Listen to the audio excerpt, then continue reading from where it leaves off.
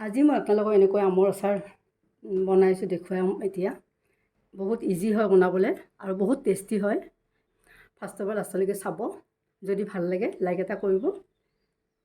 আহকচোন মই ৰেচিপিটোলৈ যাওঁ।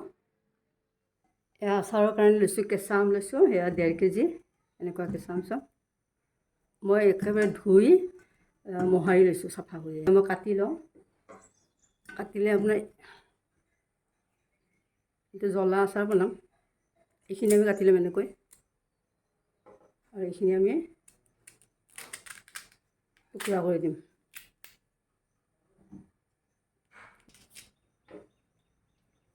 এইটো টুকুৰাবিলাক আমাৰ এনেকৈ 3 ভাগ হ'ব। এনেকুৱা আমবিলাকৰ এইখিনিমান দীঘল, বহুত সৰুও নকৰোঁ আৰু বহুত ডাঙৰো নকৰোঁ, জোখৰ কৰিম এনেকুৱা চাওঁ।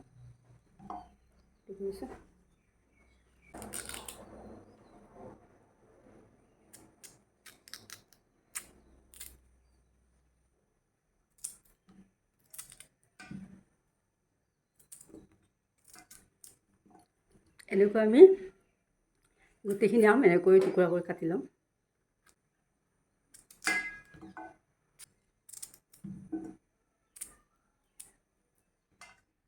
আমাৰ আমখিনি কটা হ'ল চব, এনেকৈ টুকুৰাবিলাক কৰিলোঁ। এতিয়া আমি ইয়াতে যিহেতু 1.5 কেজি আম আছে, নিমখ দিম। ইয়াত 200 গ্ৰাম, এইটো বাতিটো 200 গ্ৰাম নিমখ দি দিছোঁ, আৰু হালধিও 3 চামুচ দি দিছোঁ। এতিয়া মই এইখিনি ভালকৈ সানি ৰ'দত দিম। ৰ'দত মানে ইয়াৰ যিটো পানী ওলায়, মানে নিমখ হালধি আনিলে পানী এটা ওলায়তো, সেই পানীটো মানে শুকাই যাব লাগে ৰ'দত। এইখিনি আমবিলাক এনেকৈ থাকিব লাগে, শুকাব নালাগে। কিন্তু পানীটো যেতিয়া গুচি যাব, পূৰা শুকাই যাব, তেতিয়া আমাৰ মানে শুকোৱা বুলি আমি লৈ আহিম আৰু। এতিয়া আমি এইখিনি এনেকুৱা কলপাত এখন আনিছোঁ, আৰু এখন চালনী লৈছোঁ। এনেকুৱা চালনীৰ ওপৰত কলপাতখন দিছোঁ, দি এইখিনি এতিয়া মই ইয়াত দি দিম। এনেকৈ গোটেইখিনি দি দিছোঁ। এই যিখিনি পানী ওলাইছে এইবিলাক ৰ'দতে শুকাই যাব। আকৌ মই এতিয়া ৰ'দত দিম। এনেই ভাল ৰ'দ হ'লে 4-5 ঘণ্টা শুকাই যায়। এই আচাৰৰ কাৰণে লৈছোঁ, এয়া চব গুটি এইখন চামুচেৰে 4 চামুচ লৈছোঁ, মানে ভৰ্তি কৰি। আৰু জিৰা, গোটা জিৰা লৈছোঁ 2 চামুচ, আৰু এইখিনি লৈছোঁ পাঁচফোৰণ। পাঁচফোৰণ মানে দেখাত পাঁচফোৰণ হয়, কিন্তু গোটেইখিনি মিঠি গুটিয়ে থাকে পাঁচফোৰণত। এয়া চব মিঠি গুটি মই এক্সট্ৰাকৈ দিয়া নাই, সেইকাৰণে পাঁচফোৰণ 3 চামুচ লৈছোঁ। কালজিৰা লৈছোঁ 1 চামুচ, আৰু গোটা ধনিয়া 1.5 চামুচমান ল'লোঁ। আৰু এইখিনি এভৰিডে জলকীয়াৰ গুড়ি আৰু কাশ্মীৰী জলকীয়াৰ গুড়ি দুয়োটা মিক্স কৰি মই 3 চামুচমান লৈছোঁ। এইখিনি এতিয়া মই প্ৰথমতে এই গোটাখিনি ভাজি মই মিক্সিত গুড়ি কৰি লওঁ, মানে আধা গুড়ি কৰি লওঁ। পেনখন পাতিলোঁ, এই গোটা মছলাখিনি ইয়াত দি দিছোঁ একেলগে। আমি বহুত মানে অলপমান জাষ্ট গোন্ধটো ওলাওঁতে ভাজিম, খুব বেছি 1 মিনিট ভাজিম, 1.5 মিনিট।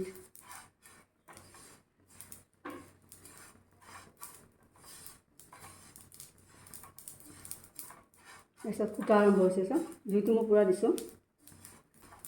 এইখিনি হৈ গ'ল চব, 1 মিনিটহে ভাজিলোঁ, এয়া ফুটিছোঁ।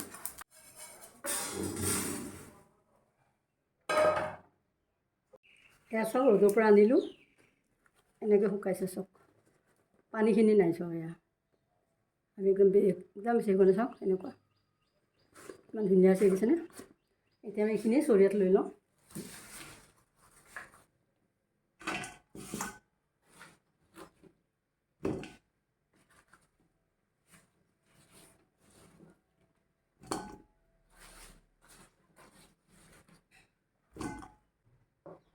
এইখিনি মই এতিয়া এই মছলাখিনি ইয়াত গোটেইখিনি দি দিছোঁ, আৰু এই জলকীয়া গুড়িখিনি এইখিনিও দি দিছোঁ। গোটেইখিনিয়ে দি দিম, অলপ জ্বলা হ'লেও হ'ব। এতিয়া মছলাখিনি চামুচখন মই ভালকৈ মোহাৰি আনিছোঁ, পানী লাগি থাকিব নালাগে। এতিয়া আমি ইয়াতে কেঁচা মিঠাতেল দি দিম। মই মিঠাতেল গৰম কৰি আচাৰত কেতিয়াও নিদিওঁ, মোৰ আচাৰ কোনোদিন বেয়াও নহয়, ভালে থাকে।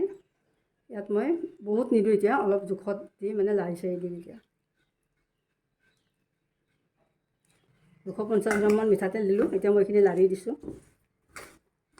ইয়াত আমি নিমখটো আৰু নিদিওঁ, হালধিও নিদিওঁ, কাৰণ নিমখটো মই প্ৰথমতে যেতিয়া সানিছিলোঁ তেতিয়াই মই 200 গ্ৰাম নিমখ দি দিছিলোঁ, মানে অলপ বেছিকৈ দি দিছিলোঁ নিমখটো। মানে এতিয়া মানে নিমখটোৰ জোখটো ঠিকে আছে। আচাৰখিনি হৈ গ'ল, খুবেই ধুনীয়া হয় আৰু বহুত দিনলৈ ভালে থাকে আচাৰ। এতিয়া মই এনেকৈ ৰ'দত দিম। আজিৰ দিনটো বিশেষকৈ ৰ'দত দিম আৰু 4-5 ঘণ্টা ৰ'দত দি তাৰপিছত মই বটলত সোমাম। চব আমাৰ আচাৰখিনি হৈ গ'ল, ৰ'দতো দিলোঁ অলপ। এতিয়া আমি এইখিনি এটা কণ্টেইনাৰত ভৰাই লওঁ। কণ্টেইনাৰটো চিচাৰ হ'লে ভাল। আচাৰ সদায় চিচা বটলতে থ'ব লাগে, কিন্তু আজি মোৰ চিচা বটলবিলাক চব ইউজ কৰা আছে, চব বেলেগত। সেইকাৰণে মই এনেকুৱা লৈছোঁ কণ্টেইনাৰ। ইয়াতে এতিয়া ভৰাই দিম মই। আচাৰখিনি কিমান পাৰফেক্ট হৈ গৈছেনে?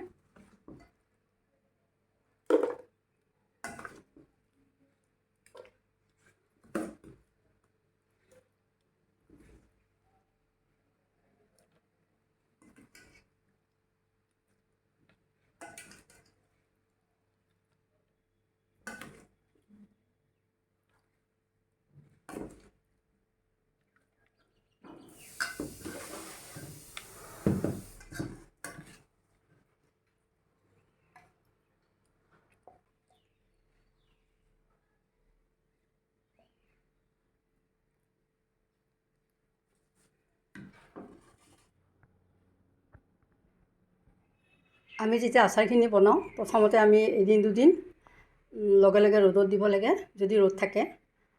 আৰু তাৰপিছত আমি 5 দিন 7 দিনৰ মূৰে মূৰে এবাৰ এবাৰ দিব লাগে মাজে মাজে। আৰু এনেকৈ যদি তেলটো ভৰ্তিকৈ দিয়ে আচাৰ এনেও বেয়া নহয়। আৰু এনেকৈ ছাইডবিলাক পূৰা মোহাৰি থ'ব লাগে, লাগি থাকিব নালাগে। লাগি থাকিলে আচাৰ সোনকালে বেয়া হয়।